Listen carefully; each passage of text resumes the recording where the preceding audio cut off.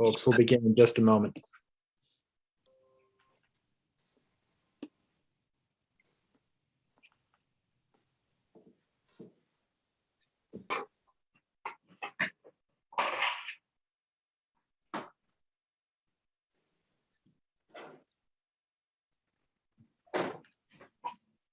All right, good evening. I'd like to call this meeting of the City of Hartford Charter Revision Commission to order on November 18th, 2021.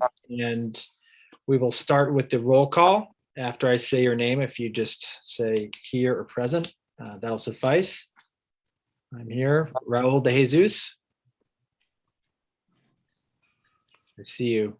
Raul, I think you're on mute. Here. Okay. Councilman Gale. I'm here. Alexander Aponte. Here. Aruna Naralampalam. Steve Bonifante. Here. Vicki Gallen Clark. Present. Kamora Harrington. Kenneth Kennedy. Kathleen Kowalishin. Here. Melvin Medina. Here. Yadira Rivera. Bruce Rubenstein. Ian Smith. We have a quorum. I will now open the floor for a public comment.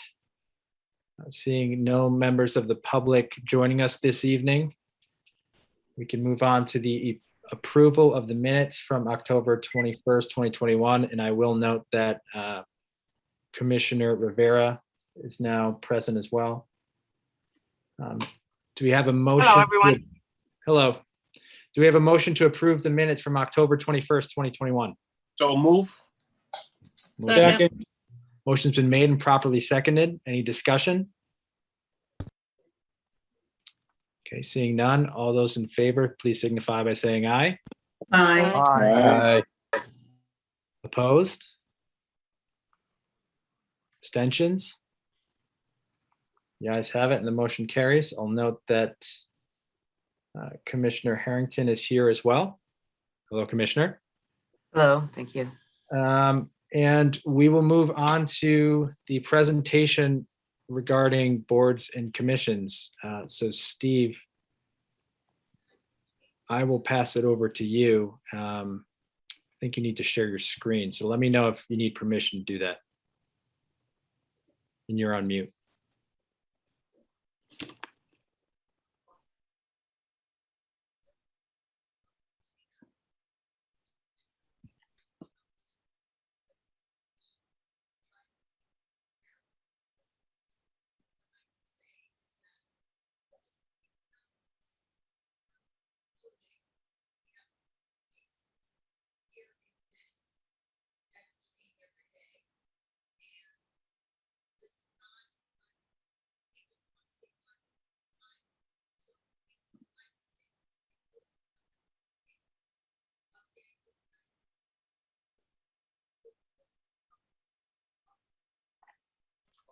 All right, unmuted.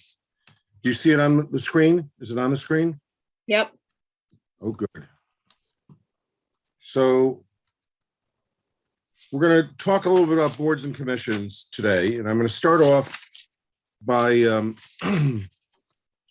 addressing where we are and what the attempt is with a good section on boards and commissions.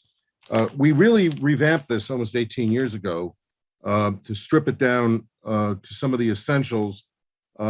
You'll see very few boards and commissions laid out in the charter. It's normally my advice to only have those boards and commissions that you consider to be central to the operation of the government and critical, that provide critical decision-making and regulatory functions.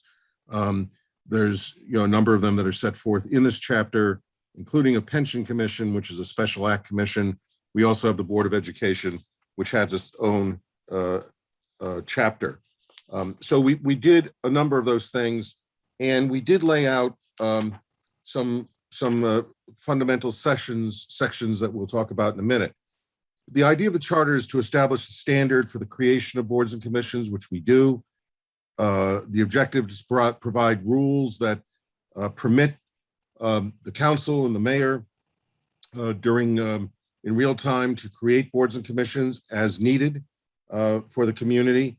And as I said a moment ago, those that are delineated in the charter are the ones that kind of rise to a level of constitutional standard.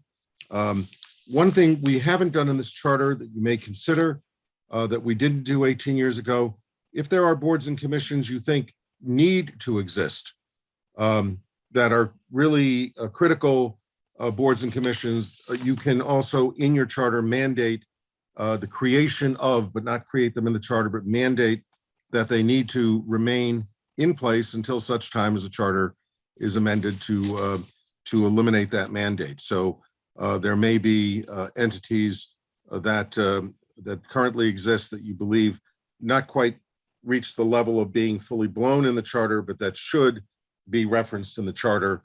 I'm not suggesting that there are, but that's something you would want to consider. In the current charter, we have a number of provisions that really are very helpful and very useful to the town, to the city. I go back and forth between the town of Fairfield and the city of Hartford, so I apologize.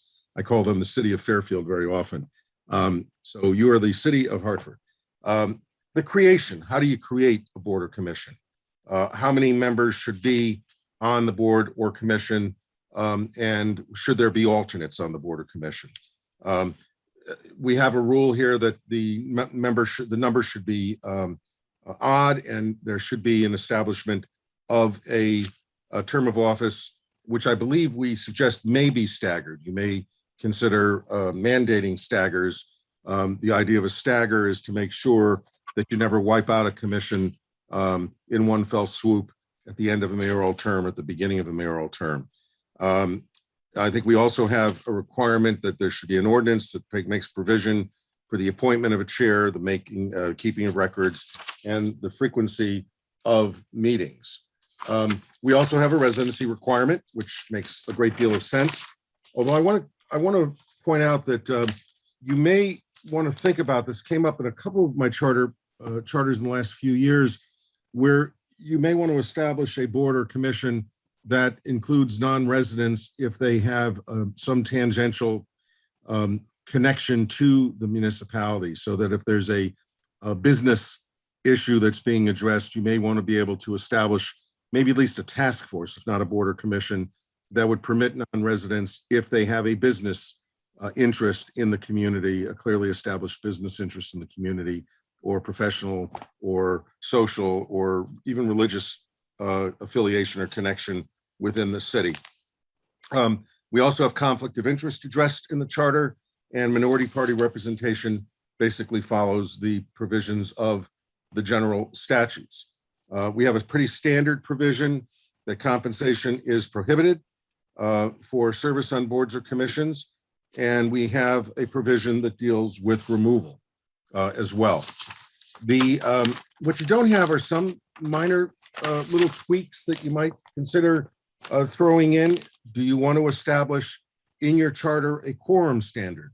Do you want to require that there should be a clerk assigned to each committee, and who would do that? I put down the city clerk. It could be another administrator who would have that responsibility. And do you want to delineate the responsibilities so there's kind of a consistent standard that is established for the completion of records, the retention of records and resolutions, minutes and recordings of the meetings? Those are some items on that particular slide that you might want to consider. One of the things that I've begun to address in the last few years is, and we've talked about this with regard to the Board of Education. I think it's come up in testimony before the commission as well. And that's the issue of what is a board or commission? What is the function of a board or commission? Who does the board of commission serve?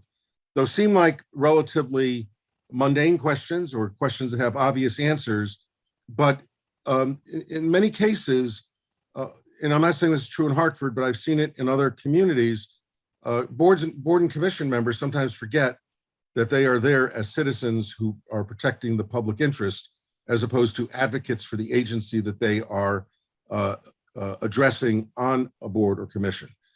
We're probably going to be talking about a police commission, but one of the occupational hazards with police commissions in general that we will probably talk about is, and one of the reasons you have new state legislation for civilian review, is a lot of police commissions become very cozy with police departments.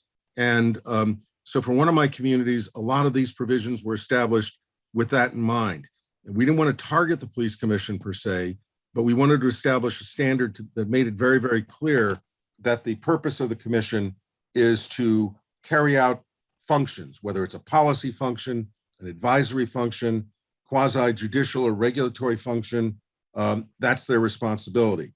And that the boards and commissions are really, I call it conduits, but they're places where citizens get to participate and provide input by bringing together information, acquiring information, and meeting the objectives of the charter, the ordinances, and other sources of legal authority, including state law mandates that they may have in their role as members of boards or commissions. Building on that is really an articulation of what the public interest is. And I spent a fair amount of time on a couple of charters working this concept out, and that is that commissioners need to, and board members need to understand that they need to pay attention to the objectives, the scope of their responsibility, and the operating procedures of the board or commission that they are serving on. But they need to also recognize that it's their job to represent the public interest, not special interest groups that seek decisions on the basis of what's best for themselves, but really what is the standard that is the best interest of the residents of the town. And that they should make sure that their deliberations are complete, that they have complete information, that they're provided with information. The role that we're playing here, where I'm providing this information, we bring in experts to talk about things. I'm not saying every commission needs to be that elaborate, although some of them should be that elaborate in terms of providing the information and not simply having a department head saying, well, I need it because I need it, and I want it because I want it. And if you don't support me, I'm going to quit. That's not what a board or commission should be doing. And so having an articulation of the public interest reminds members of boards and commissions what their responsibilities are. But more importantly, if they start forgetting those responsibilities, it gives members of the public an opportunity to pick up a page of the charter and say, Madam Commissioner, Mr. Commissioner, this is your responsibility. This is what you need to be looking at. So the idea is to empower the public to be able to articulate to members of boards and commissions what their role is if they forget what their role is. And so I think it's important on both those scores.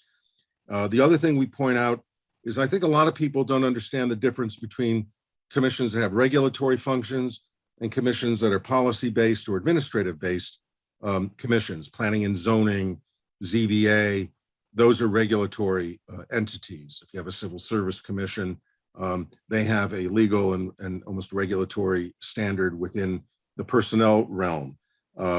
Other boards, commissions, police commissions, if you create one, Board of Education, they're an elected body, half elected body, they have policy responsibilities. They also have kind of quasi-judicial responsibilities with regard to personnel matters and things like that. So I think it's important, again, to have articulated in your charter that kind of standard for both in the interest of the members of the commissions as well as the members of the public.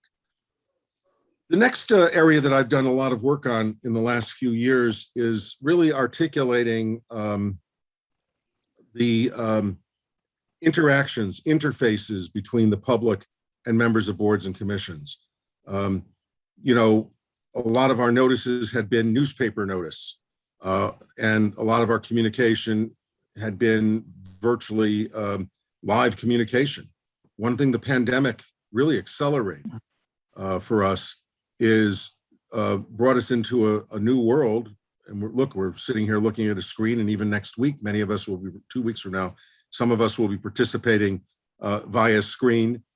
for meetings as they go forward. It's going to be very hard to go back to a pure live performance for public meetings. I think the public members of the public who have a hard time even getting on a bus or driving their car downtown are going to insist on hybrid meetings so that they can participate and observe meetings in real time and participate in real time. And so this area really addresses those issues, electronic access. I don't think every member of the board or commission should have a municipal email address, but I think there should be a standard wherever your board or commission has an email address. So members of the public can communicate with the commission and have that information distributed to the commission, either through the chair, the clerk, department that they're affiliated with. You want to be careful with those things as well, because there are some boards and commissions that shouldn't have direct ex parte communication with people that are coming before. Planning and zoning, for example, is a good example. ZBA is a good example. There should not be one-on-one contacts, either live or on email, with members of the public, and certainly not petitioners who are serving before those bodies. I've also worked on language that allows for more public comment, and also just kind of a general standard where boards and commissions may schedule public comment on matters of general interest from time to time. That came up at one of my charter meetings because we were really focusing on the public comment section. And then we had some members of the public who really want to delve into things a little bit more. And we had to kind of draw a line, because members of the board and commission have a job to do. They can't sit all night and debate each item that's on an agenda with members of the public. But I thought if you established a standard that says to a commission from time to time, when you don't have a heavy agenda, you should consider a general commentary period to allow members of the public to bring their ideas out for you to consider, so that the ideas should not all be generated from the mayor's office, or the department head's office, or from the Common Council, or from the Board of Education. They may come from time to time from these contacts with the general public. And so another area was, and again, this is really a judgment call as to whether you put these kinds of things in the charter, but you really want to establish kind of a consistent standard for boards and commissions. You want members of the public, in my view, you want members of the public to be able to go from one meeting to another meeting and not have to learn the rules of procedure for each board or commission. And that is the reason behind the genesis of the section on adding meetings at regular meeting agendas. Under FOI, you can do it. But this establishes a consistent standard that's consistent with Robert's rules, but establishes a hard and fast rule for all boards and commissions. And that way, members of the public know what can be added, what cannot. They can go to a board meeting and say, geez, we thought this could be added. Oh, no, it can't be, but the charter says it can. And then it's up to the members of the board or commission to do it, and they know what the standard is from commission to commission. The standard on executive session, obviously FOIA establishes the rules. This does not establish a rule per se, but it does make it clear that boards and commissions operate under FOIA, but at the same time, there are privacy considerations, there are provisions of collective bargaining agreements, there's a whole range of issues and legal authority that may impede the ability of a board or commission to go into executive session or to disclose information. And I found during a police shooting incident in one of my communities that we had charter provisions that were pretty clear about how things should be done. And the most difficult issue I had to face as counsel to a legislative body was to say to the public, yes, I know that's what the charter says, but there's a collective bargaining agreement that has a procedure that supersedes the provision of the charter. That's state law, the ascendancy and the superiority of the collective bargaining provision trumps local law. I think it's important in the charter to make references to that so that if you have that kind of problem where there's a conflict between a procedure that was established in the charter and a procedure that is established under a collective bargaining agreement, that a lawyer doesn't have to go out and write an opinion letter that is gobbledygook that no one's going to believe. So I think it's important to, or they're going to think it's highly political. I'm not diminishing opinion letters. I do them all the time. And I also know that the ridicule does come. I think former Corporation Counsel Aponte probably knows this as well as I do, that there is ridicule and there is questioning. And so the more clarity there is in the charter about those kinds of items that can raise ambiguity, I think the better off you are. Appointment, we have this provision. This is a provision in the charter that talks about how people are appointed to boards and commissions. Doesn't really need to do a lot of work on that. There's a vacancy provision in the charter. What you don't have in the charter is how do you determine that there's a vacancy? When do you know that there's a vacancy? And so one of the things you may think about is, do you want to have a standard for a resignation if somebody were to resign? If somebody dies, you find out the person is deceased, and the clerk, whoever it is that keeps track of these things, in my drafts, it's the clerk. We'll talk about, if we want to do this, who that should be. It probably is the city clerk. How do you effectuate a resignation? This is important. I don't think Hartford has a standard. I'd have to look at it again for when the mayor needs to make appointments. But if you have a standard by which the mayor needs to make an appointment within X days following a resignation, you really need to fix the date of the resignation. And so we may look at, or you may want to look at a procedure that lays out how the clerk is notified. It could, we could have it coming from the person resigning. It could come from the chair of the commission that somebody resigned at the meeting. It's in the records of the meeting, and the chair effectuates the resignation. But there should be a standard that establishes the effective date and gives the mayor clear notice that there is a vacancy on a board or commission.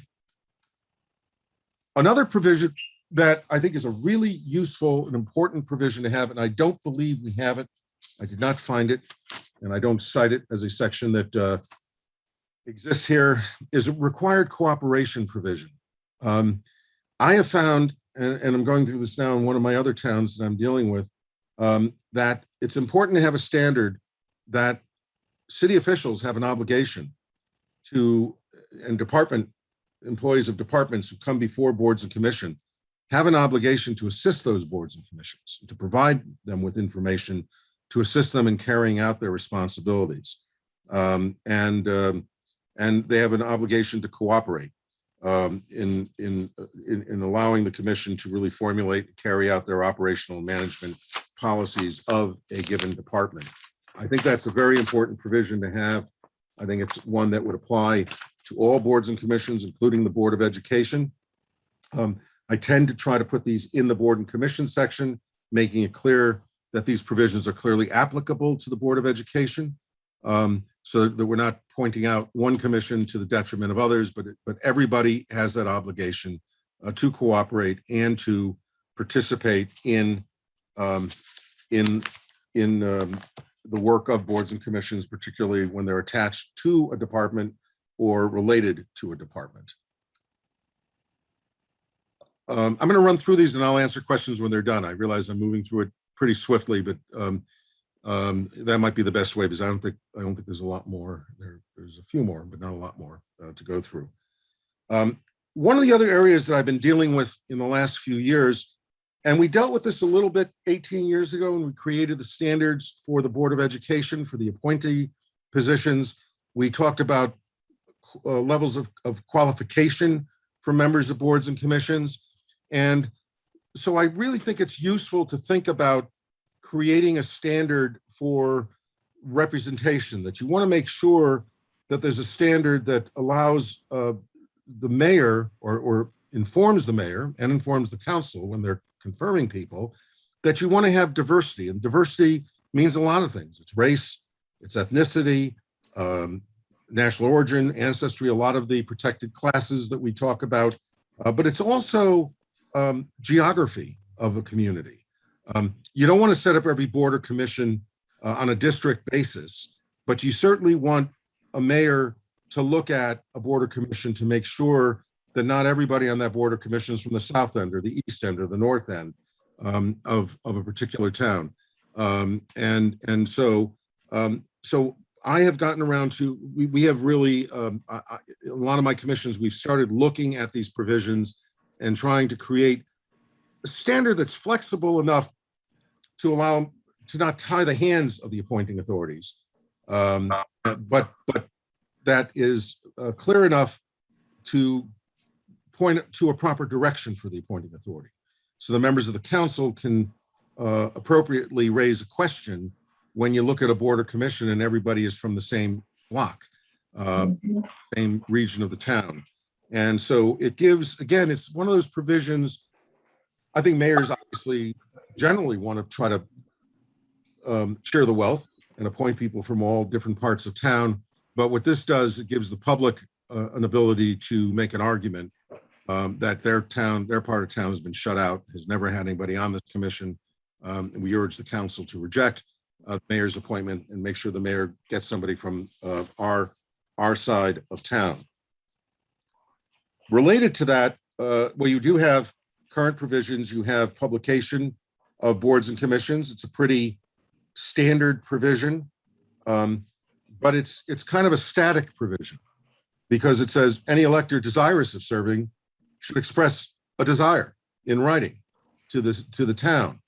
And what I've been trying to do with boards and commissions, because the civic culture in my lifetime has really changed. You don't have a lot of people. It's much more difficult to get people to serve on boards and commissions. And as a result, to sit here waiting for people to apply is not going to end up with the best mix of people on boards and commissions. And so we have different ideas for the city clerk. Now, this was written for a city clerk who's an independently elected city clerk who has responsibilities. We may want to talk about whether that's really it for this city clerk and the structure that we have in Hartford, but some official, along with the mayor needs to be principally responsible because the mayor is the major appointing authority. I know there's ideas that people are talking about, but right now the mayor is the principal appointing authority. There's got to be more outreach. There's got to be more ability to publish, and the definition of publication needs to be broader than putting a notice in the newspaper or a notice online. It needs to be fairly broad. And there's one, if you look at the bottom provisions, additional public outreach, I've written a provision, this is in a charter that didn't make it out of the city council this year, but we talked about dealing with outreach organizations in the political world, religious world, the community-based world, social, mutual benefit organizations, fraternities and sororities, which are very big in some communities in the city, and civic and business organizations, to really lay it out as clearly as you can that somebody is responsible for going out to these groups and really trying to recruit people to serve on boards and commissions as vacancies occur.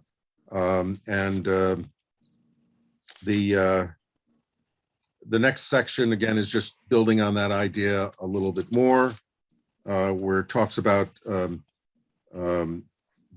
should be posted on the website. It should be in conspicuous places in a city clerk's office or in city hall and town hall, city hall.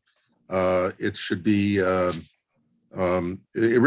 should be an effort to make sure that you get maximum coverage as we go, as vacancies occur or as the vacancies approach. And I think the idea is to try to capture these things before the vacancy occurs. Now, before I go to ideas from the grid, Mr. Chairman, should I stop for questions and then talk about the grid? Or should I run through the grid? Why don't we get through the grid and then we'll just All right. open them up for questions. Okay. So on the grid, we had a number of ideas that came up.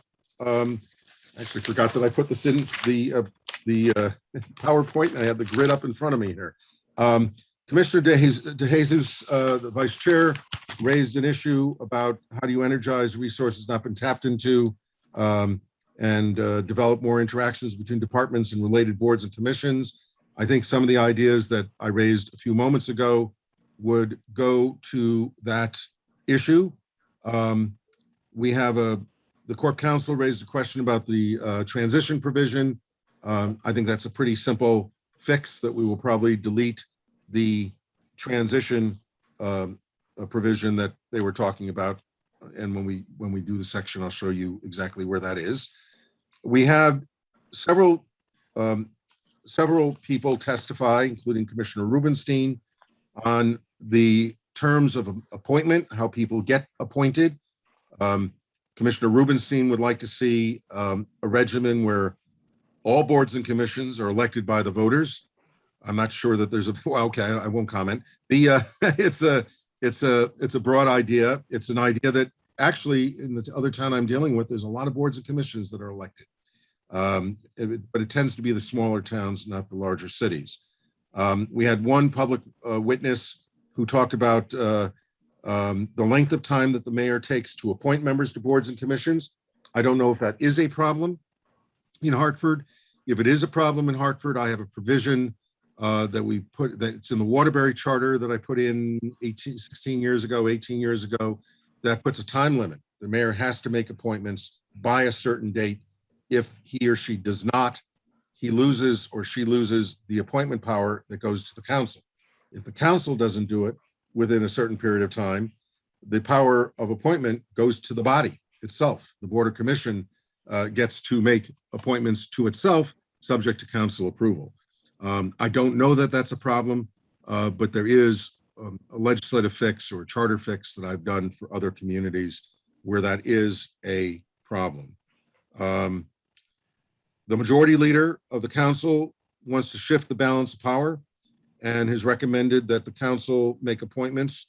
There should be council appointments to boards and commissions. He wasn't specific, but as people who deal with the state know, there are most of the major boards and commissions have appointments from the governor and legislative leadership on a bipartisan basis, so that the executive doesn't control very many of those, like the Freedom of Information Commission, the Elections Commission, entities of that nature are appointed cooperatively between legislative and mayoral or gubernatorial appointments.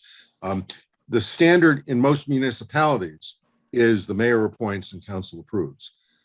In Hartford, we have exceptions. We have one major exception to that now, and that is the Audit Commission, which is in the charter. So it is something you can do. It's something that was recommended, although a standard was not recommended by the majority leader.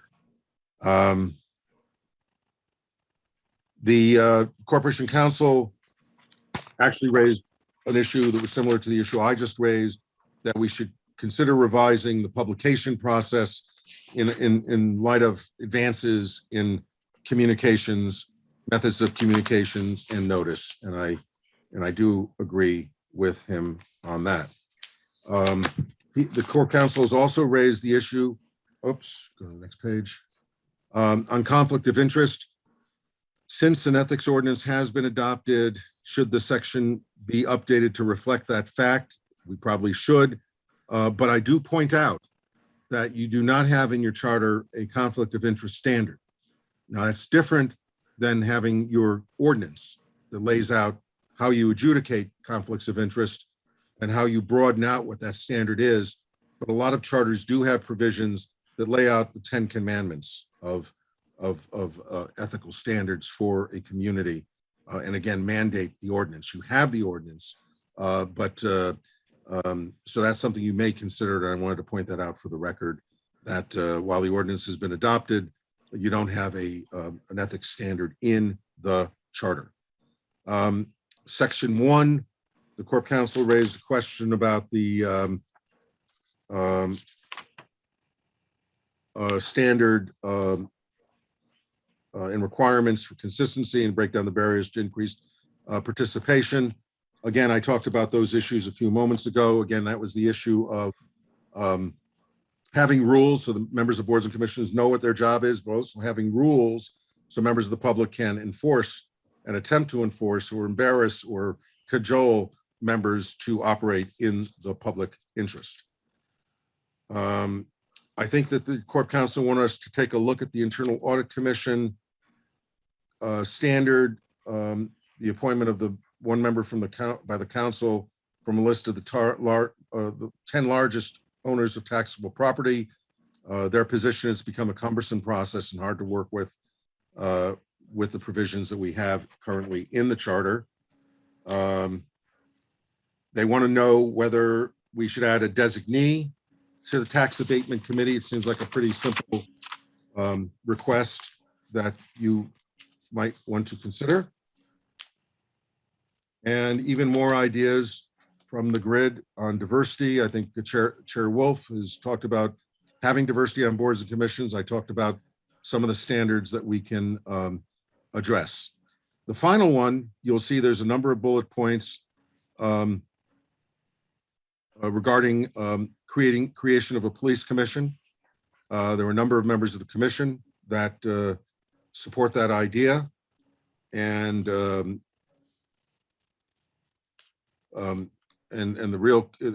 the other elements below really do talk about what kind of things that should be taken in. I won't get into the details of it, but it really is the different things. Should it be elected? Should it be appointed?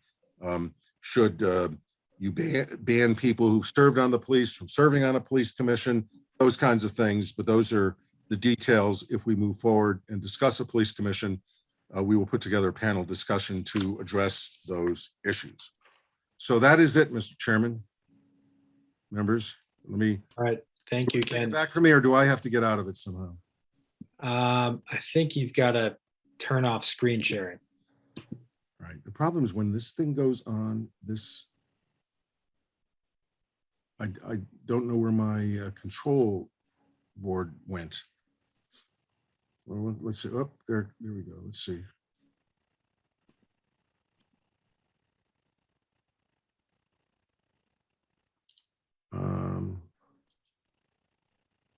I'm just trying to find the control mechanism for this thing. Here it is. Okay, I'm off. I just turned it off. So, well, good. Thank you. All right. You didn't hire me for my technical course. I apologize. I quite tried. frankly, I don't know how I figured it out either, but here we are. God All bless right. you. Commissioner Gallen Clark, we'll open up for questions, and we'll go to you first. You have the floor. Yes, Chair Wolf, through you, I have a question for Attorney Metnick. And the question is, what is currently in place to monitor or to evaluate or determine if the diversity on the commissions represent the city population? There's nothing in the charter that I'm aware of. It would seem to me that it would be a function of whoever the administrator of the boards and commissions is. That's different from town to town. In many towns, it's a city or town clerk. In many towns, in New Haven, there was a woman for 37 years who sat outside the mayor's office, sat through 5 mayors or 6 mayors, and everybody worried that when Patty left, what's going to happen? I'm not in City Hall, so I don't know what happened. She retired 2 years ago. I don't think it's taken seriously enough, in my view, in most communities. There are some town clerks and city clerks who are outstanding, who keep on top of these things. And it may be one of the things you want to address if you establish a diversity standard. You may want to lodge that responsibility. And you may want to put it in a couple of places. There's no reason why the mayor, if he or she remains the principal appointing authority, why the mayor's office should not be responsible for doing it, and maybe even requiring publication of an annual report on the breadth and diversity of board members, on the various standards of diversity. It might be a reasonable thing to do, or to provide the information to the clerk and have the clerk publish it, and becomes a council function in essence. But you really should make sure somewhere somebody is clearly constitutionally responsible for that information. Absolutely, thank you. And the second one is a comment. I just want to point out that we have had at this forum, we've heard from a couple of city council people indicating that there needs to be more of a shift and balance in power so that the mayor's not making every single appointment. I did see that also as far as a couple of comments and the ideas from the grid. So we should not take that lightly. I think we need to come back and revisit that. So the city council are more involved in these appointments. That's all I have for now. Thank you, Commissioner Galen Clark. Do we have Mr. any other Chairman? comments or questions? Commissioner Rubenstein, you have the floor. Thank you. Through you to Councilman, to Attorney Mednick. I believe, Attorney Mednick, that there is a new position on the Hartford City Council called the Director of Equity and Fairness. I do not know who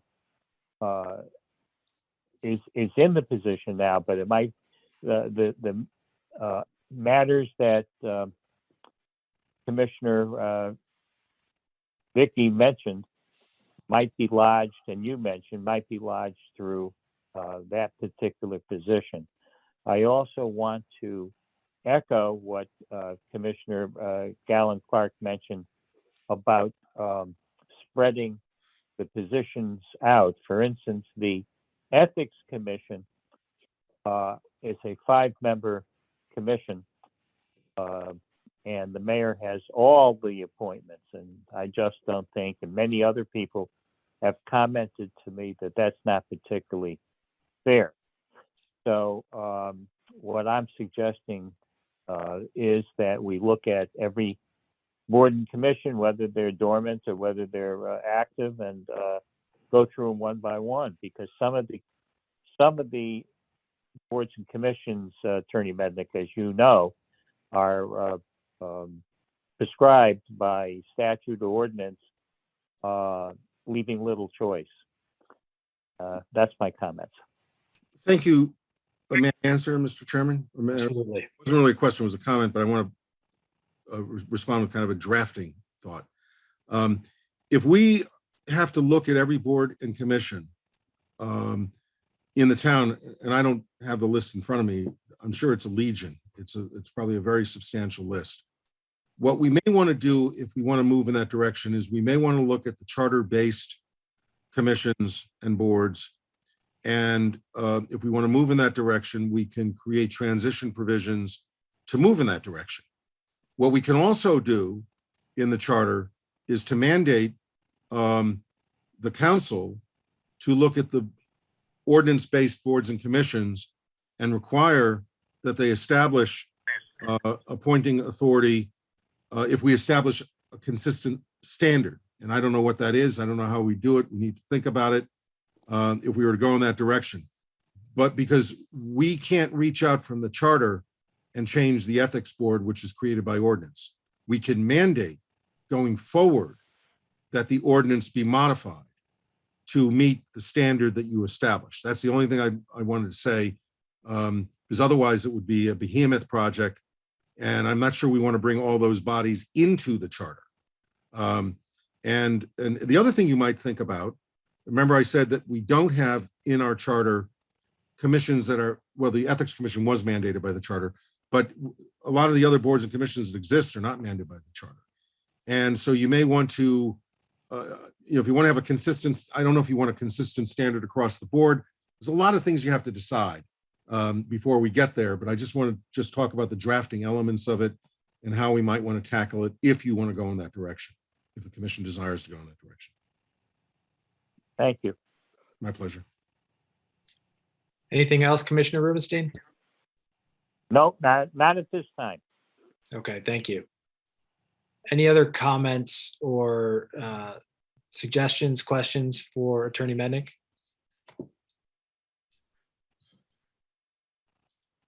I think Commissioner DeJesus, is that? I do.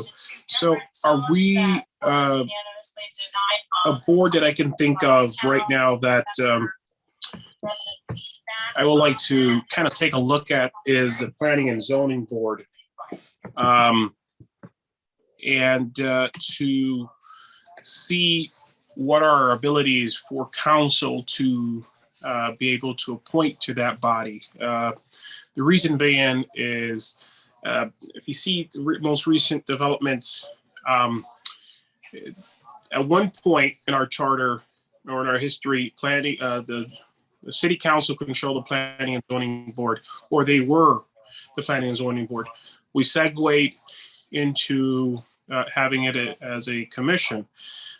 My concern with it is that the executive branch is most likely going to be presenting these developments. And I think the city council is at a disadvantage most of the time due to the fact that they don't know enough about the issue and they have to rely on staff. Not saying that there's some biases on the staff, but it is difficult for a staff member to really go into details without being nervous that they'll say too much and kill the project. I think planning and zoning, they go kind of hand in hand. When you have an 8-24 review, the only way we can supersede a negative vote to a project is by a vote of 7 members on council. So I think there is some correlation between them, but I think there has to be a stronger correlation so that we can strengthen the ability of council members to better understand these projects, because planning and zoning commission are the ones that are all in the details. And it's very uncomfortable sometimes for the commissioners to speak to other council members. I experienced it myself without being nervous. And a lot of these guys are very passionate about what they do. And sometimes they're nervous that they won't get reappointed by the executive branch, because usually that's who's going to be promoting this. So I think that is one that I would say that really needs a hard look to see if some of those appointments can go back. Well, it's never been on the position of a council, but it was their power that they gave up. But the executive branch picked it up and they're doing the appointments. I think that's one that I think is crucial for council. Thank you, Mr. Vice Chairman. Mr. Chairman, if I may, one of the interesting things in your charter is they don't establish the membership of the Planning and Zoning Commission in the charter. It must be done by ordinance. And so you might want to look at that. In New Haven, and it might be under their special act, but I don't think there'd be any inhibition to do that here. The Board of Alders, the colleagues of the council in New Haven, have a representative on the City Plan Commission, not on the equivalent of the ZBA, but on the equivalent of Planning and Zoning. And New Haven's Board of Alders still retains substantial zoning authority. But they do have a representative of the legislative body selected by the president of the body, serving on that body. But we may want to take a look at, since it's a charter commission, about addressing composition in the charter. It's a little unusual to have a commission established in the charter. Maybe it was done this way. I'd have to go back and look at my notes, because we wanted to give the council and the mayor the ability to be flexible and modify the membership, but it doesn't state that clearly here. But I hear your comment. All right, thank you, Steve, and thank you, Commissioner DeJesus. Commissioner Smith. Chair, question for comment for Attorney Mednick, if you will. Attorney Mednick, you mentioned before that you don't believe that timely appointment is an issue in the city of Hartford. However, I believe that if it is that we are going to take the matter of diversity seriously, that appointments being made in a timely manner sort of go hand in hand with that initiative, because, I'm sure one can imagine that where there's a requirement that a minority, for example, be appointed, and if there's no timing of that appointment as required, that that's something that could lag, and it could lag for an entire administration, it could lag for an entire period, it could lag for an entire voting process, depending on what committee or commission we're dealing with. So I think that if we don't have something in the charter that addresses the timing in terms of if the mayor is going to be the one doing an appointment or the city council, whomever it is. I think it's something that we should really take seriously, so that when it's time for appointment, it's done in a timely manner, and that we make a best effort to ensure that all the seats are filled, so to speak, as opposed to individuals just appointing individuals whenever they feel like it, and not being concerned with the composition. Thank you. Thank you, Commissioner. I hear you, and if you look at the presentation, I do address that issue quite a bit in different ways.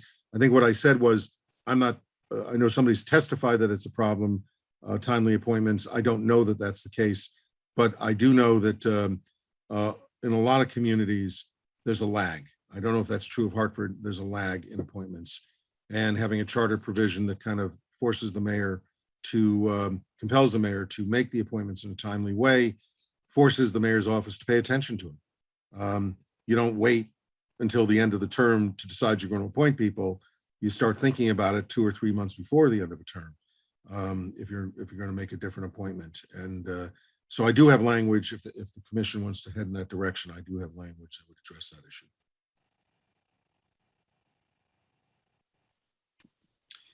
All right, thank you, Commissioner Smith. Are there any other questions or comments? Okay, seeing none. At our next meeting, we're going, Commissioner Harrington, were you pointing at someone or no?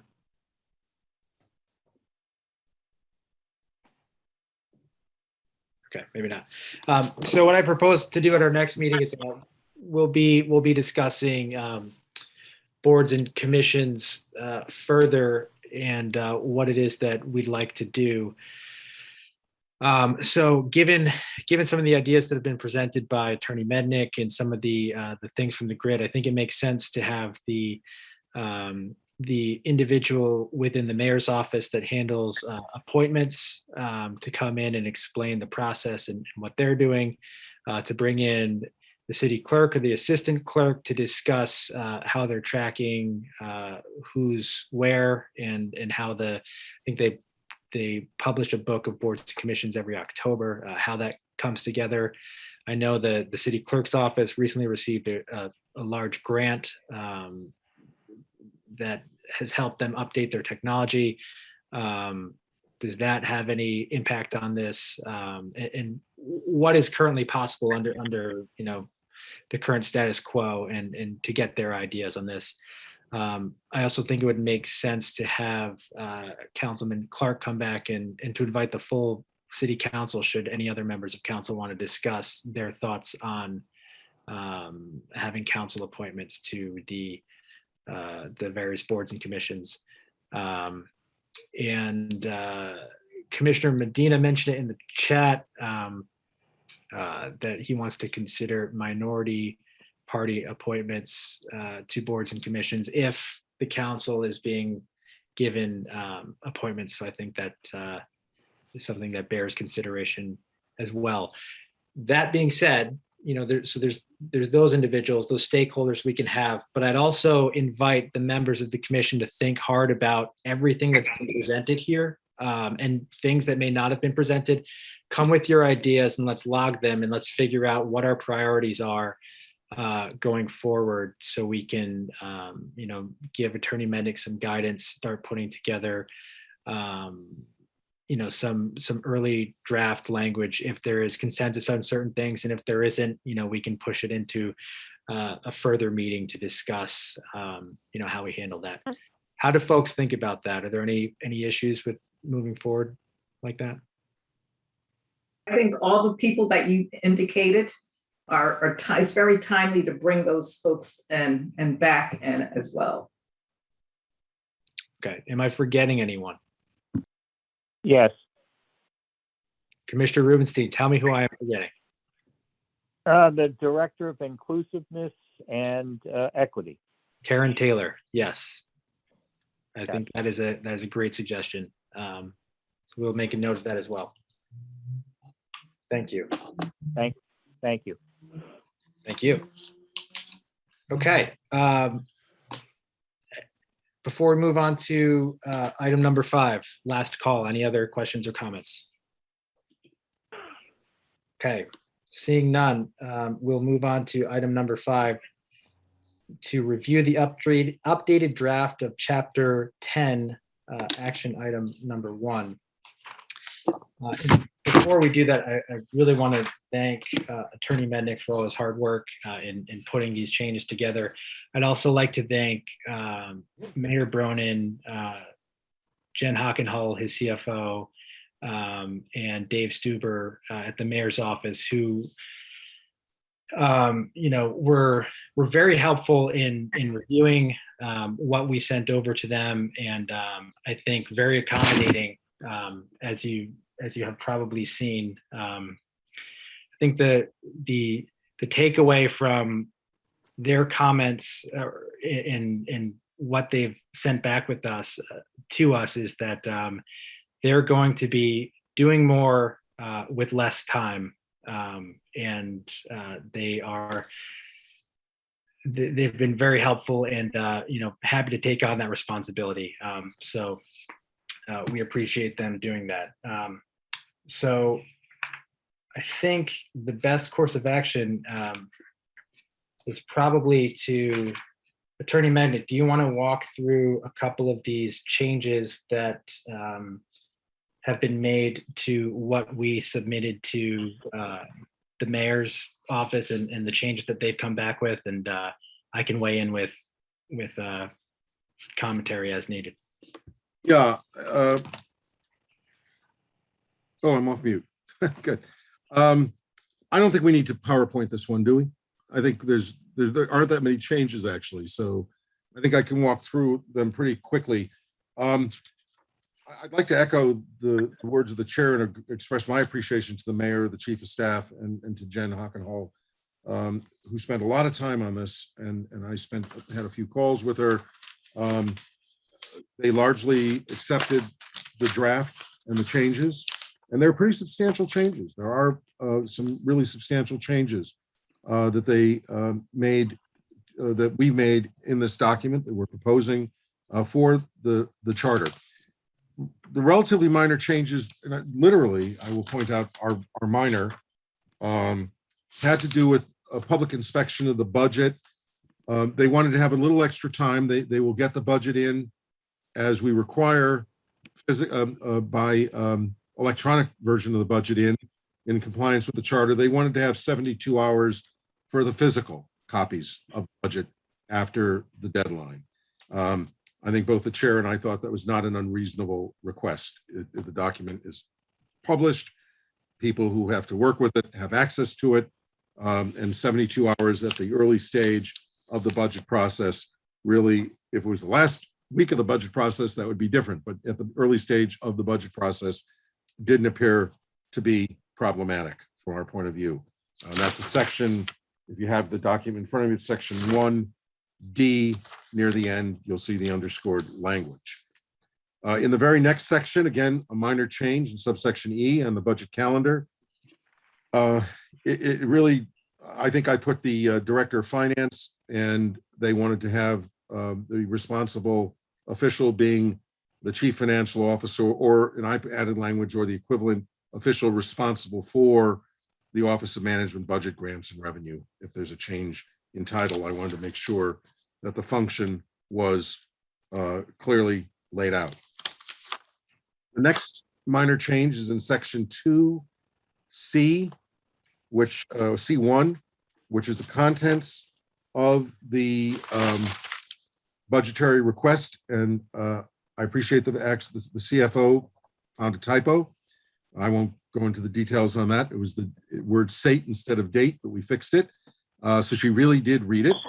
And the other change that they wanted to make sure, and I thought we were going to get a lot more comment on this section on the inclusion of information regarding collective bargaining agreements and the impact of collective bargaining agreements on line items in the budget. But there was, I think they understood it. They understood exactly where we were going with it. They just wanted to make sure that if we're talking about impact, it's impact of the existing collective bargaining agreements in effect at the time. They didn't want to have any ambiguity, and I don't think there's really any other thing you could do but I think the clarification makes it clear as the noonday sun in a cloudless sky, as senator I used to work for used to say to make his point. He was a Southern senator, so it was much more effective when he said it. In section 3A, they did ask for a change, and the chair and I thought it was not an unreasonable. If I'm misspeaking for you, Mr. Chairman, correct me if I'm wrong. Didn't think it was unreasonable. They wanted to go from the first meeting to the second meeting. They're losing time during this period of time. And I told them, look, we were trying to set it up for the mayor's report on the state and condition of the city. And so if you see on the right side, I have a little bullet that indicates that if we agree that it would be the second meeting in March, we'll move the mayor's oral speech on the state and condition of the city to the second meeting in March. So the budget and the mayor's state of the city will be on the same date. It'll be the second meeting in March as opposed to the first meeting in March. It still gives the council a substantial period up front that it did not have under the current, or does not have under the current charter. Again, the next change is in section 3B, subsection 6, and it's the same change on making clear that the contractual provisions of CBAs are the existing CBAs. Again, that minor change.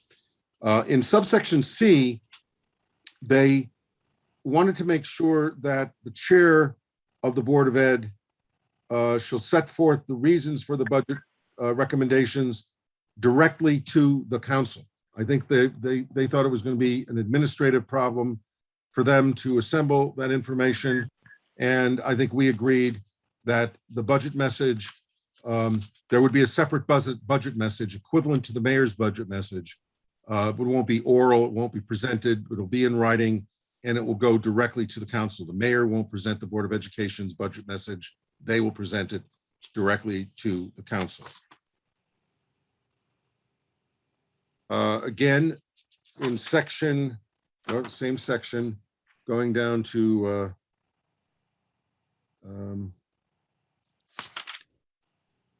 subsection D, 7. Again, it's a minor change.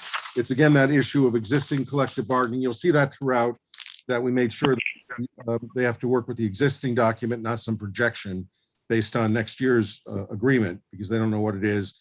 And again, I changed the director of finance to the CFO in that provision. The next change, which is in subsection 9, they asked to have that deleted. They did not want to provide that information. They thought it would be very cumbersome in the budget to provide information that would be comparative data between the costs of major services in Hartford and other communities. And I can't disagree with that. And so what we proposed and they accepted is that they would give us a report on comparative data. It won't be in the budget, but it will be, I think, a quarterly report. We'll see at the end. It's a report, multiple reports during the course of the year, at least. So it won't be in the budget, but they do have a reporting obligation so that we can, it'll be hard to do an apples to apples in the proposed budget because they're not going to know what New Haven's proposing because it's just a proposal at that point. So the comparative data will probably be a year old, but you'll get a sense as you build the data of how Hartford compares to a New Haven, but it won't be in the budget. It will be in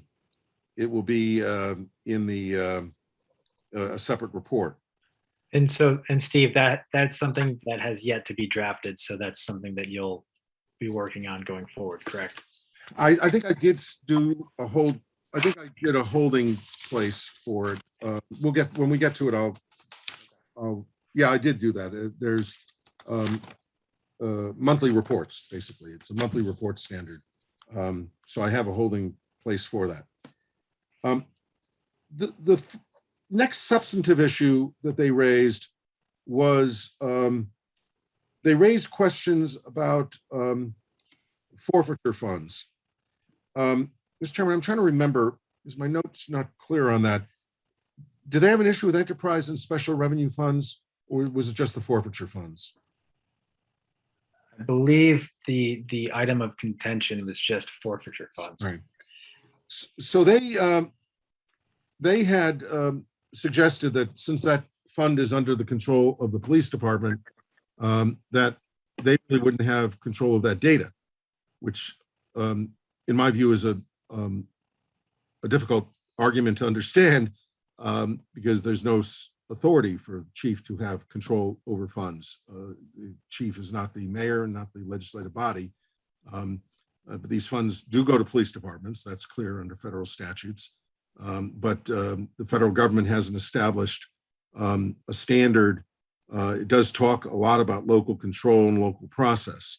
And so one of the things that the chair and I have talked about, should I talk about this at this juncture, or should we just leave that to discuss? Yeah, and I'll weigh in after you, Michelle. All right. Too. One of the things we talked about was, instead of having it reported in the budget, because it's not traditional revenues in the same way that you get revenues in, and they're erratic revenues, but to put this standard for forfeiture funds in a reporting mechanism requiring the chief to report on the source of funds and the use of funds on a fairly regular basis. We have a monthly reporting provision, whether it's monthly, that'll be up to you to decide what standard there should be. But to make it clear that these funds are funds that somebody needs to be accountable to, both the mayor and the legislative body. I believe, in my view, there's authority for the council and for the mayor to propose an ordinance, the council to prepare an ordinance that would establish a procedure. But I think that the objective here is to establish a standard that these forfeiture funds require disclosure and public understanding of how they're being utilized. And so I think the approach that we were thinking about to accommodate the request to the administration was to make it a reporting requirement. Mr. Chairman? Yeah, and to that effect, in the research that I've done, and Commissioner Medina, you may know some of this as well. These funds have to stay within a separate non-lapsing account, and they can't be commingled with the general fund, and they can only, the funds coming from civil forfeiture can only be used for specific purposes. Depending upon whether it's coming from the state or the feds, there's different restrictions on that. This is something that was very important to Commissioner Kennedy. Commissioner Kennedy could not be here this evening, but I did speak at length with him about this, and his reasoning for putting this provision in was not to require council to have any say over how the funds are spent, but he wanted a careful accounting of how they have been spent in the past year, down to the dollar, how much the police department received in civil forfeiture funds, and then how the money was spent. So putting in a reporting requirement was something that he was comfortable with, and I believe that the administration is comfortable with as well.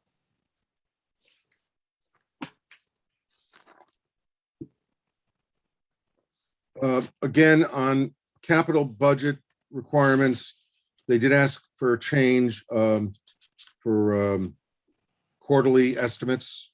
I think that's actually consistent with a standard that we have in Hartford. We had an annual requirement, and we moved it to quarterly at the request. More frequent reporting, the better, I think was the general approach there. The next substantive change that they requested was they wanted to have a final date moved up a little bit. We tried to tie this is going at the end of section 5, just above the expenditures and accounting section, define final action. They wanted to have a final date by May 31. And their claim is that tax bill deadlines, setting up purchase orders for the following fiscal year and other administrative requirements, in their view, and then setting up munis as well, requires a longer period of time. And we should talk about this. I want to make sure, or my question is whether that is final legislative action, meaning the council finishes the budget, sends it to the mayor, or are they assuming that this would be final action, meaning that it's gone through a veto process, it's been overridden, or it's been sustained, and that's the final action. Because if that's the case, then the actual date of completion of legislative work would be 2 or 3 weeks earlier than that, if you have to make time for a mayoral veto. But that's their request, to have May 31st be an outside date. I'm assuming it's a conclusive final date, and that all the back and forth would occur before that. That's what I understood. If the chair has a different. Yeah, so they basically want to keep the standard that we have currently. Yeah. So it's by June 1st, which means effectively it's got to be done by May 31st. Yeah. So we're only picking up the time at the beginning. We're losing 2 weeks at the beginning, but you're picking up more than a month, I believe, still. But you're losing the extra, let's say, 10 days or so that we had built in that would take us into early June. Yeah, and if I may, the concern for the conversation around pushing the final action date back into June was to allow the council to have a little bit more time to react to the General Assembly passing a budget that was completely off base than what the assumptions that the council had been operating under, within the weeks before the budget, before June 10th or whatever. That said, if that were to happen, and I think that this has happened in the past, when if the council is to pass a budget that the mayor approves, that is wildly out of sync with what the General Assembly passes, maybe in July or October, whenever they do it, the council can come back and amend the budget ordinance they've passed. That's something that they can do at any time after the budget is passed. So the council will always retain that power, and if there is a significant change, the change would be reflected in the January tax bill. Is that accurate, Steve? Shaking my head, yes, absolutely. Yeah, we wanted the extra time because we thought that if it was possible we get the information in the long session of the General Assembly, that would give us a more complete picture. But you've always had the ability to make a shift. And as I said to the chair today, we had a conversation about this. There is flexibility under the charter revision provisions that allow for modification of budget schedules. So if during the course of the General Assembly session, it became apparent that they're going to be missing their budget deadline, or they're going to be pushing it out, they'll have a special session later in June, and people have a sense of that. Early on, you could always, by ordinance, modify your budget schedule by virtue of this prophylactic provision they adopted about 5 years ago in the General Assembly for charter alteration of schedules in budgets. So, Attorney Mendick, yes, sir. Commissioner Gallant-Clark has a question as to which section you're referencing. Or the section is just at the end of section 5. It's on page, if we're all working with the same red line, it's on page 13, just above section 6. And you'll see a bullet, you'll see a box at the side. You'll see a caption on the side of the section. Yeah. All right. Yes, and Chair, I do have a question for further clarification. Can we just finish up getting through Okay, the whole thing, and then we'll go to that's fine. I know Commissioner DeJesus has a question as well. The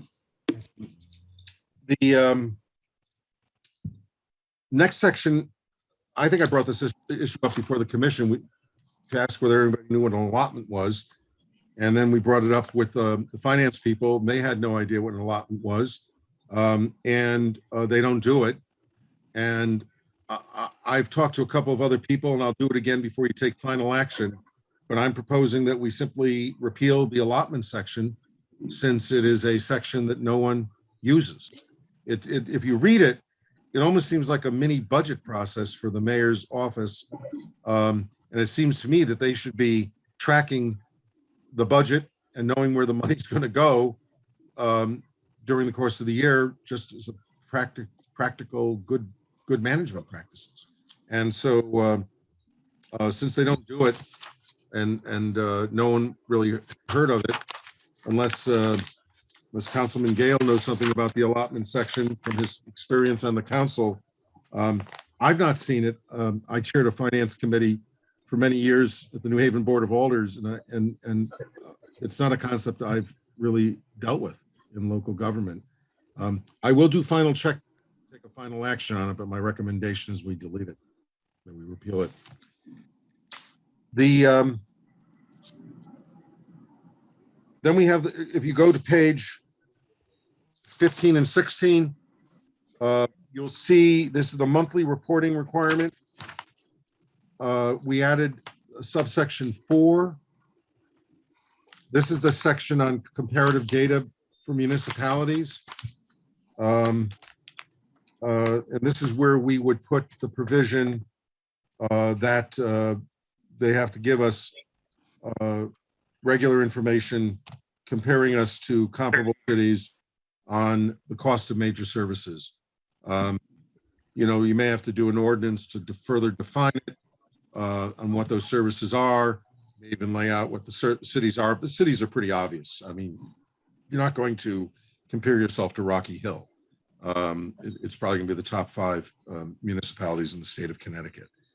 This is the section where we would put the section on reporting of the forfeitures. And I think that's it, Mr. Chairman. All right. Thank you again, Steve.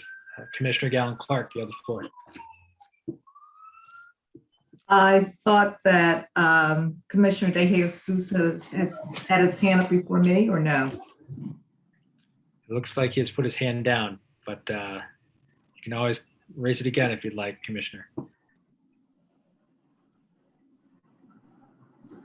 Okay. Did we lose him? Why don't we go to you, Commissioner Gallon Clark, then we'll come back to Commissioner De Jesus. Okay, at this point, it sounds like we're back to the time frame that we originally started with. And I'm wondering, for me, it would be very helpful if I could see a visual, a comparative timeline, where we were originally.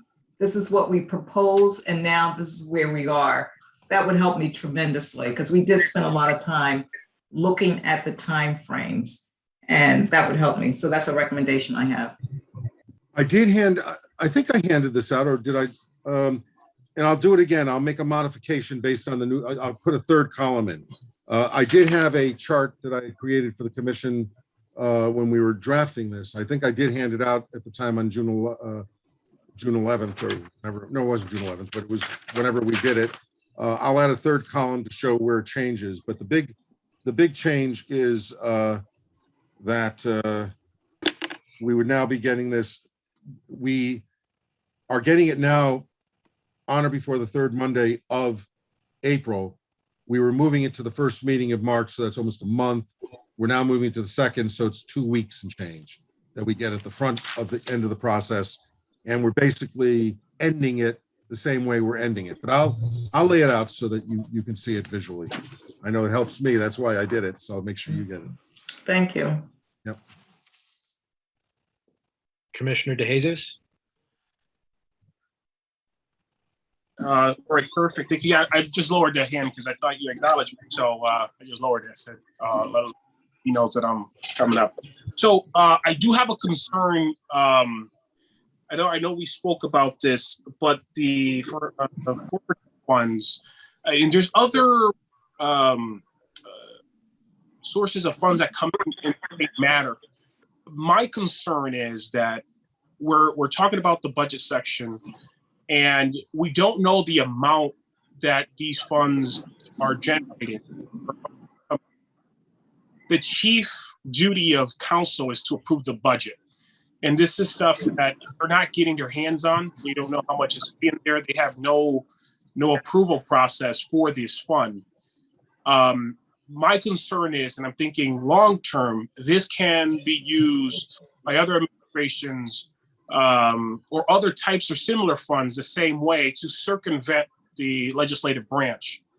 I think there has to be, because every gift, every source of funds that comes in through the city, any grant, has to go through the city council.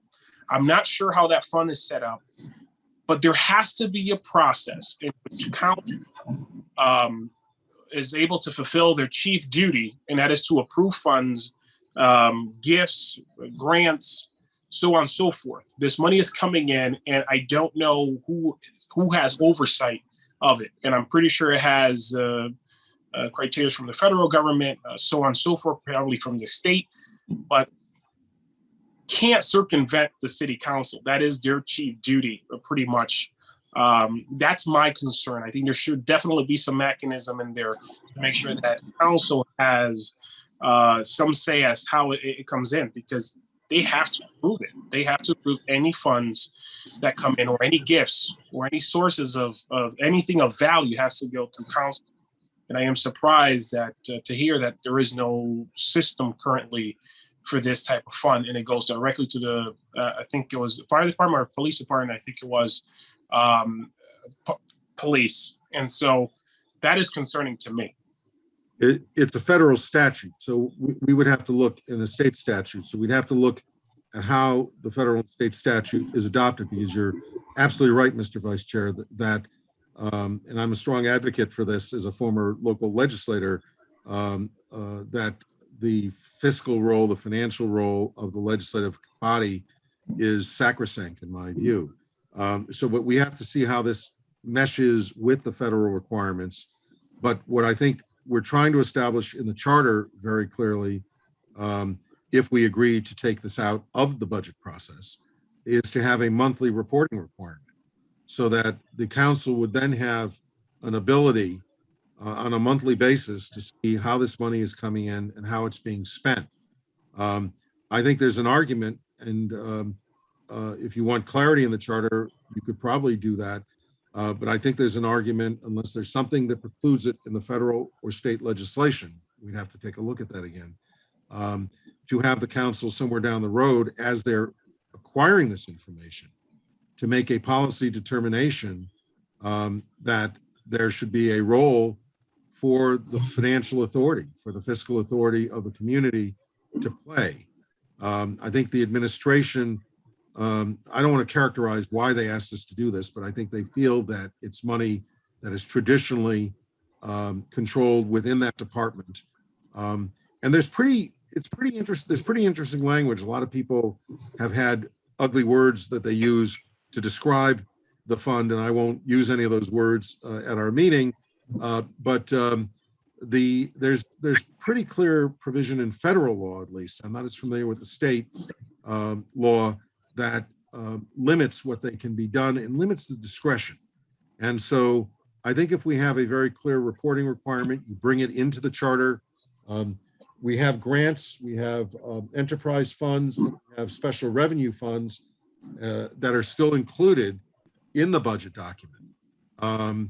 And so if we create a monthly report that the chief has to provide with the council, it minimizes any concerns that people may have about how those funds are being spent. And we also have a fairly vigorous audit commission in this town that can look at these issues. So there's a lot of safeguards. And I think if you have a monthly reporting requirement, we go a long way toward addressing the issue that Commissioner Kennedy raised, and I think you raised as well. Yeah, I think I don't want to single out this to the other. I just feel that even though there is a federal requirement, because we get federal funding all the time, there has to be a mechanism where council approves the spending. That means if this is the case, it's probably the only director who was able to do something that no other person in the city can do. and is to approve where he does and how he spends it without any technically no supervision by council. That is a very unique situation. My concern is that this can be replicated by other department heads and becomes an issue in the future. That is, I don't want to single out this fund, but this is the only one that we're speaking about. But I'm thinking safeguards for any other department head that may think this is a great idea to do too. Make sure we have the mechanisms in place. I don't feel we have the mechanisms in place, and I think this needs to be looked in a little bit further, just because I understand that, I want to say this slightly, the mayor's office is saying that, but I would like to hear from council members to see how they feel about funds coming in and going out without their approval or recollection of how it's being spent. I think is important that council knows what is going on in that fund. I'll look at the language again, through you. I will look at the language again. We really did try to capture everything, and that's how we ultimately got to forfeiture funds as well. And it's not, this was not up to the chief to make a decision that the federal government's going to provide his or her department with forfeiture funds. It was something the federal government did, and maybe the International Association of Chiefs of Police, but probably not the chief of Hartford, who requested the creation of these funds. But I do take your about other potential abuses. I think we cover it with language. I will look at that language again to see if we can make sure that there's no other escape around the language that we have in the in the proposed charter. And I will also take a look at other communities and see if they've addressed it. Many of them do not. Many of them have deferred to police chiefs on this, and it's an interesting issue. I will check it out for you. Commissioner Medina. Thank you. Yeah, I just wanted to differentiate maybe the challenges with the fund. I mean, I'm aware of the challenges and the federal requirements that police departments need to set up so that they can receive the funds. But a separate question seems to be the expenditures that a police department then uses those funds for can still fall under the purview of a city council if we're mandating maybe somewhere in the charter that the council has, should pass an ordinance that requires that the chief of police has to seek approval for the usage of forfeiture funds. Attorney Mendick, am I describing that distinction between the receiving and then the expenditure right? Yes, I was just writing down your point. Yes, you have, Commissioner. Okay, great. Yeah, so I think that may resolve some of the concerns then around that Commissioner DeJesus has been raising. There's surely we can't really stop the fund coming in. I don't know if that's the intent anyways, but really what we want to try to control is ensuring that the chief of police has to seek approval once they want to use those funds. And I also am in big favor of the monthly reporting requirement. I think that makes a lot of sense. What I have to is, I think I said this a moment ago, and I just want to repeat it. While I think that there could be legal authority for a council to adopt an ordinance, it would defer to any statutory structure. So if the federal government specifically precludes it, and I don't think it does, or the state government were to specifically preclude it, I think it would be, I'll pay attention to that. So that's something we'll have to look at in terms of what the ultimate authority would be for the council. I don't think there's anything in there. In fact, the federal, again, the federal language, I provided some, I looked at it a little bit when we were addressing this issue, specifically talks about making sure there's compliance with local protocols. And so I will look at that again and see where we can go. But I think the issue here is they've argued that it's not a budgetary item. It should be a reporting item. If the council wants to adopt an ordinance, I think there could be grounds for that, but you'd have to take a look. We'd have to take a look at the specific federal and state legislation that mandates this fund. Commissioner DeJesus.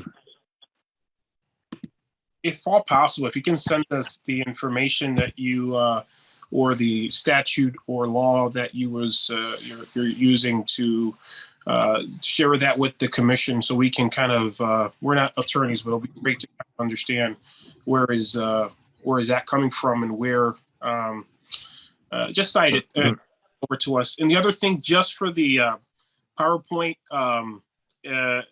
if we can just, I know is another item, but can we have the numbers on the actual pages so that we can kind of figure out when you're reading, we know what page is 3. I know it says it in the top right corner, gray, but if you can add the numbers on these PowerPoint Word documents, that'll be great. But also, if you can cite where this fund or who gives the authorities to it, or the law policy, that'll be I great. promise I will brush up on my PowerPoint skills and put page numbers on them for you. I appreciate it. And I will get you the background information on those things, on those 2 funding requirements.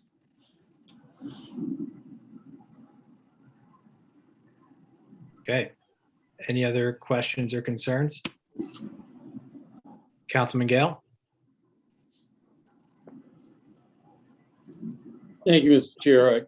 A couple of, actually, about 4 questions, if I may. And some of them are, the first one anyway is pretty simple. On page 1, it's section 1 in the budget, section A, subsection 1, ordinance establishing the budget process. This says that council shall specify by ordinance any additional requirements to effectuate the provisions of this charter. Don't you mean chapter there? We could be chapter, but this is the chapter within the charter. I use the broader language of charter, but I'd be happy to change it to chapter. There may be other elements of the charter that address not the budget process, but I use the broader charter just in case there was a provision that you from another part of the charter that affected the budget. So I'm happy to go either way. It just didn't logically didn't make any sense to me to say charter, but because you're talking about enacting the provisions of budgeting, something. I mean, obviously we enact all sorts of other provisions of the charter by ordinance, but that seems like it should be in a general provisions section of the charter. Anyway, I just throw it out there. You can think Gotcha. about it. Yeah. Going back to this, I guess it's, I lose my place here, but hang on a second. Subsection D. Page. And then, well, let's see, I don't have page numbers on here. Oh. Subsection D, subsection 9. Yep, I know you are. Such other information as may be required by council. Yeah. And I have this provision, it's highlighted in yellow on my copy that says, talks about the revenue. We had some discussion here about revenue sources other than tax levy. That's where the forfeiture language is, Councilman. Yeah. That's why it was yellow. That language is proposed, right? This is. Yes. Okay. So my suggestion would, I wouldn't want to read this to mean that those are the only other revenue sources that are included. So my suggestion would simply be to say that they shall include but not be limited to, because revenue sources should include all permit fees. They should include all sorts of other rent we receive, other items. There are lots of other items of revenue. They're not. That's a great suggestion. If everybody else is okay with it, I'm certainly, it's a good suggestion. I appreciate it. Okay, and then 0392. this final action concept. I see we've got a pretty convoluted definition of final action being 2 business days after the first Wednesday after the first Monday in June. Is that, and so do I understand that the way this is set up is that the council produces the budget 15 days before that date?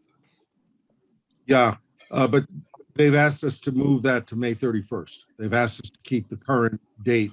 So we're going to have to rejigger those provisions so that the mayoral action on the mayor's veto, if any, would take place by May 31st, by midnight of May 31st. So if that's the case, this actually constrains us more than it does presently. So this doesn't seem to me to be progress. I don't think right now we have to pass the budget 15 days before May 31st. So I think we're going to have to go back and look at that again. But this brings up another point for me. And I may have missed this, and I apologize. I know I raised the question just before this meeting, and that obviously didn't give enough time to look at these things. I would like to see, and as I said, maybe it exists and I missed it, but I would like to see a red line version that compares the existing charter with this proposal, so that I can see exactly. I sent that out this afternoon, late this afternoon. Okay, well, I apologize. I didn't see that, but that's great. I'm going to take a look at it because I think that's going to be very helpful. Yeah. For Yeah, me- and let's talk about that, because it would be useful. I'm more than happy to talk to you one-on-one on it. Let's work our way back and see where the current charter takes us and compare it. And I think that would help Commissioner Gallon Clark as well, in terms of just seeing the chart. Because in my little chart, and I could be off on this, Councilman, council adoption is no later than the 21st day of May. I think the difference is that the veto, the veto has to occur before the last day of May. So I think all that's why you have that time frame in there. You get it done by the 21st. But you just said, presently, council action has to take place by the 21st of May. But if you've got this 15-day thing built in there, now you're saying council action has to take place by the 15th or 16th of May. So you've cost us 5 days.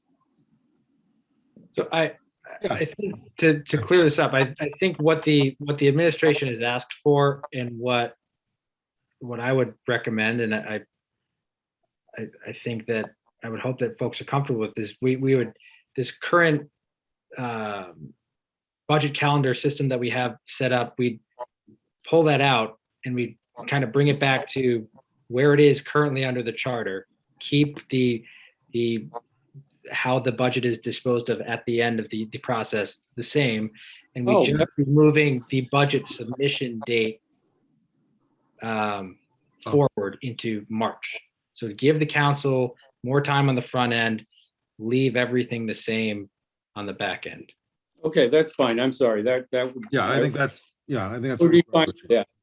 Okay. Okay. And then just a comment, discussing these forfeiture funds and Commissioner DeJesus, it strikes me that there are all sorts of monies that come into the city government that the council has very little role in determining how they're spent. And these are the millions and millions of dollars of grant funding we receive that comes into the city that is, essentially very directed funds. We get,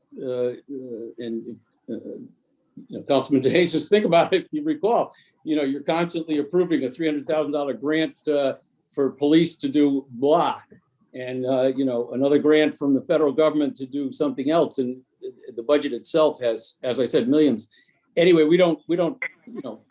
we have some say over how the money's spent, but it comes in as pretty directed money. There is another fund that we don't have, council doesn't have much say so in, and that's the money that the treasurer pulls out of the pension fund to fund his own office. And that money is not in the budget either. And that's actually probably substantially more money than this forfeiture fund, because that money is funding a lot of positions in the treasurer's office, but council has no particular say over the amount of that money, at least so far as I'm aware. I know it's been discussed during my tenure many times. So I don't know how we address that, but I make that comment. I think it's addressed in the section, the yellow section, where we're adding including but not limited language to, because we do talk about grants. So those grants need to be aligned in the annual budget so that the revenue source, presumably you approve the grant when it goes out. And the grant comes in, and this provision that is yellowed is intended to capture those grant revenues and expenditures so that it would be included in the line item budget. Clearly, and they are clearly included. I thought Commissioner DeJesus's comment and others were not on the receipt of the money, but how it's spent, which is the other side of the equation, and that's a different side of the equation. But yes, we clearly get it now. We don't get the treasurer's amount, and we probably don't. The forfeiture funds is in the budget, but it's in the budget document. I believe, but it's not part of the budget that you're approving necessarily. Well, then we should add the language expenditures, so the revenue sources and expenditures should be captured. Because if you're showing the revenue source, then you should show the expenditure, what the grant is being spent on. I think that goes to your point. With regard to the forfeiture issue, that was my understanding. What was you would certainly be reporting how it was being spent, not only what's coming in, but also how it's being spent. But you wouldn't have authority under you wouldn't have authority on spending it. The chief is making the determination right now. So, which, and it's my understanding that it's and Attorney Mendick, you'll look into it further. At least in state statute, the funds have to be spent for very specific things, and I think in under the federal statute, it's also there's just very specific restrictions on. And there are things that it has to be spent on, and things that cannot be spent on. Right, and it has to be spent on the police department. It can't exactly. So, yeah, so you can't divert it. So the council will be limited in its ability to divert. It's just that they would probably have authority to modify within the guidelines are established by the federal government. It's like any other grant fund that would come in, a contract that you have, you'd have to abide by the terms of the contract or the statute. Mr. Chairman? Commissioner Rubinstein, we're going to go to Commissioner DeJesus. He had his hand raised, then we'll come to you. I'll yield my time to Rubinstein. Go ahead. Commissioner Rubinstein. Thank you.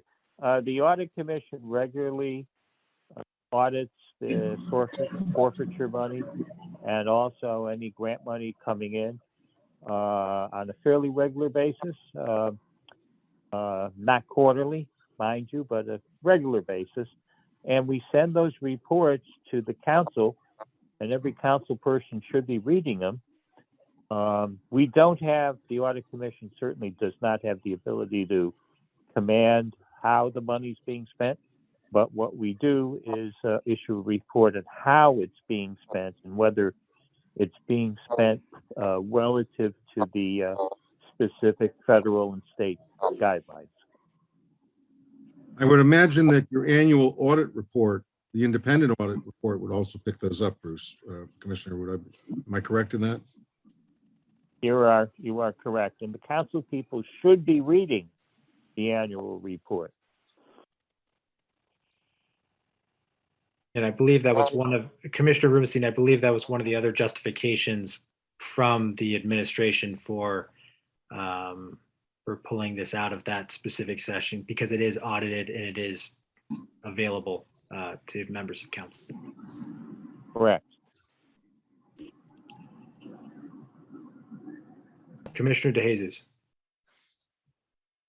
Yeah, I agree with Councilman Gale. I am not proposing that we say how they spent it. If that was misunderstood, I just don't want other people to get some idea on it. And I think important to be clear as to why we can do that.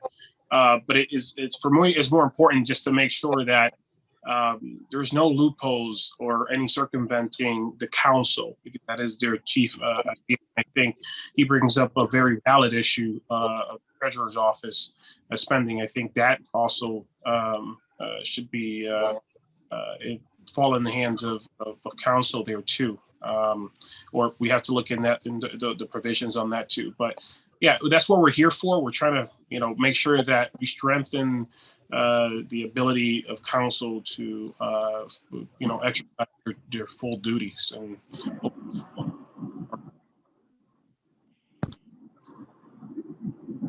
Commissioner Medina.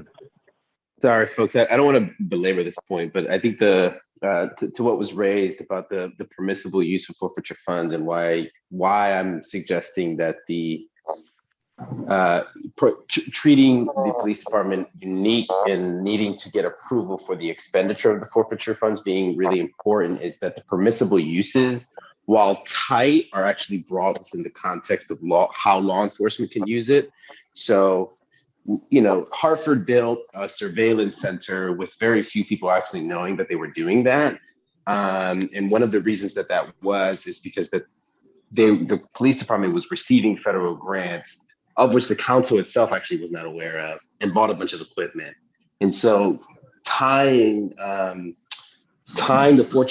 forfeiture funds to a requirement of approval for expenditure brings the police department into transparency with the public about what it's doing with law enforcement money for law enforcement purposes, because it forces them to say, we got this set of money, and now we're going to buy this particular set of equipment or these types of investigations. And so we're treating the police department unique only because there are civil liberties, civil rights, dangers, and not in allowing them to kind of operate in the shadows. Not that, I don't mean that in a way that is like that they intend to. It's just that the funds are set up in a way that allow them to essentially use it for law enforcement purposes, but those law enforcement purposes have some significant impacts on people's lives. And so that's why I'm pushing for the idea that there's an approval on the expenditure process, because the council has no power over them receiving those funds.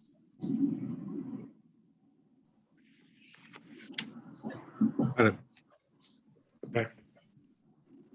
We will need to look into this further. Any other questions or comments? Mr. Chairman, Commissioner Rubenstein. thank you. The Audit Commission regularly audits the Pension Commission's expenditures, and the Treasurer's Department in a report which we send to the council, and the council once again should be reading these. We don't make a comment if Treasurer Cloud buys a $750 chair. We don't comment either way, but we do note the expenditures in the report. I know that Councilman Gale and former Councilman DeJesus had a question about the Treasurer's Department. Okay, thank you, Commissioner Rubenstein.